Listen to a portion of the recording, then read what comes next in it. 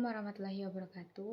Perkenalkan, nama saya Miftahul Rizky Fitrika dari Prodi Akuntansi Syariah dengan NIM 120160023. Pada video kali ini, saya akan menjelaskan sedikit tentang akuntansi lembaga gadai syariah, yang dimana tujuan dari video ini juga untuk memenuhi UAS mata kuliah akuntansi lembaga keuangan syariah yang diampu oleh Ibu Pratiwi Kurniati, SEMAK. Baiklah, yang pertama, pengertian dari gadai syariah itu apa sih? Jadi, gadai syariah atau arohan merupakan akad perjanjian antara pihak pemberi pinjaman dengan pihak yang meminjam uang. Hal ini dimaksudkan untuk memberikan ketenangan bagi pemilik uang atau jaminan keamanan uang yang dipinjam. Oleh karena itu, gadai pada prinsipnya merupakan suatu kegiatan utang piutang yang murni dan berfungsi sosial. Adapun akad arohan ada 4, yaitu yang pertama akad qard al-hasan.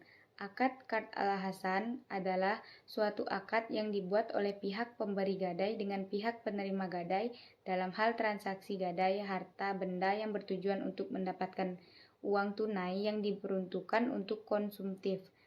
Hal dimaksud pemberi gadai atau nasabah dikenakan biaya berupa upah atau fee dari penerima gadai atau murtahin. Akad qard al-hasan dimaksud pada prinsipnya tidak boleh pembebanan biaya selain biaya administrasi. Yang kedua, akad mudharabah. Akad mudharabah adalah suatu akad yang dilakukan oleh pihak pemberi gadai atau rohan dengan pihak penerima gadai atau murtahin. Pihak pemberi gadai atau orang yang menggadaikan harta benda sebagai jaminan untuk menambah modal usahanya atau pembiayaan produktif. Yang ketiga, akad bai muqayyadah. Akad bai muqayyadah dalam akad yang dilakukan oleh pemilik sah harta benda barang gadai dengan pengelola barang gadai agar harta benda dimaksud mempunyai manfaat yang produktif, misalnya pembelian peralatan untuk modal kerja. Dan yang terakhir, akad ijarah.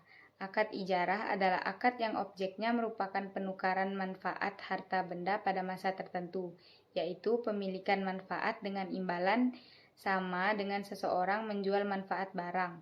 Dalam akad ini adalah kebolehan untuk menggunakan manfaat atau jasa dengan sesuatu penggantian berupa kompensasi. Adapun dasar hukum rohan.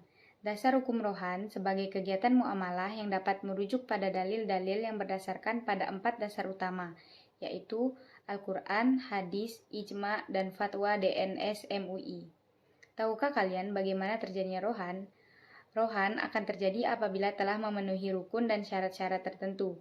Rukun rohan terdiri dari akid atau orang yang berakad dan ma'qud alaih atau barang yang diakadkan. Akid meliputi 2 arah, yaitu murtahin atau orang yang berpiutang dan menerima barang gadai, dan rohan atau orang yang menggadaikan barangnya. Sedangkan ma'qud alaih meliputi 2 hal, yaitu marhun atau barang yang digadaikan dan marhun bihi atau hutang yang karenanya diadakan akad rohan. Selanjutnya, syarat-syarat rohan. Selain rukun yang harus terpenuhi dalam transaksi gadai, maka ada pula ketentuan lain berupa syarat-syarat rohan. Syarat-syarat rohan yang dimaksud ialah yang pertama sihat, atau ucapan berupa ijab qabul, yaitu serah terima antara pihak penggadai dengan penerima gadai. Yang kedua, pihak-pihak yang berakad cakap menurut hukum. Pihak-pihak yang berakad cakap menurut hukum mempunyai pengertian bahwa pihak rohin dan murtahin cakap melakukan perbuatan hukum yang ditandai dengan akil baligh, berakal sehat, dan mampu melakukan akad. Yang ketiga, marhun bi atau hutang. Dan yang keempat, marhun atau harta yang dipegang oleh murtahin atau wakilnya sebagai jaminan uang. Selanjutnya, saya akan menjelaskan sedikit dari jurnal-jurnal yang ada pada pegadaian syariah.